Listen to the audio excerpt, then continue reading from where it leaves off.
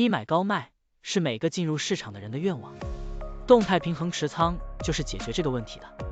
举个例子，就是保持现金和股票始终是50%比50%，当价格下跌的时候就买入一些，当价格上涨的时候就卖出一些。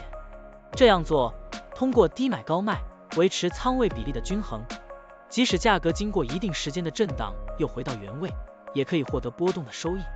现在我们就设定一些参数，让 Stock Tuning AI 帮我们生成程序，对伊利股份600887SS 进行回测计算。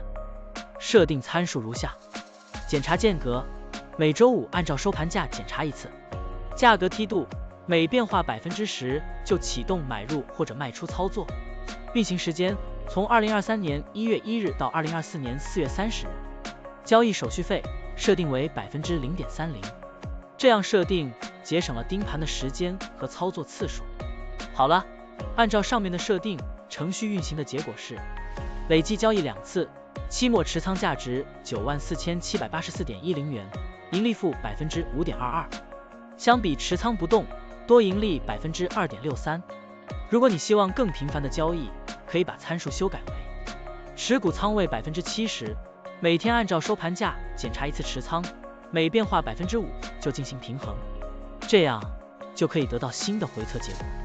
累计交易11次，期末持仓价值94551.23元，盈利负5.45%。相比持仓不动，多盈利2.40%。股票的波动特性不一样，盈利效果就不同。参数设定不同，盈利效果也会不同。怎样找到最优的组合呢？请评论区留言，让 Stock Tuning AI 来帮助你。股票调优 AI， 利用 AI 技术赋能您的股票选择与操作。本站内容不构成对任何人的投资建议，您应当基于自己的独立判断做出决策。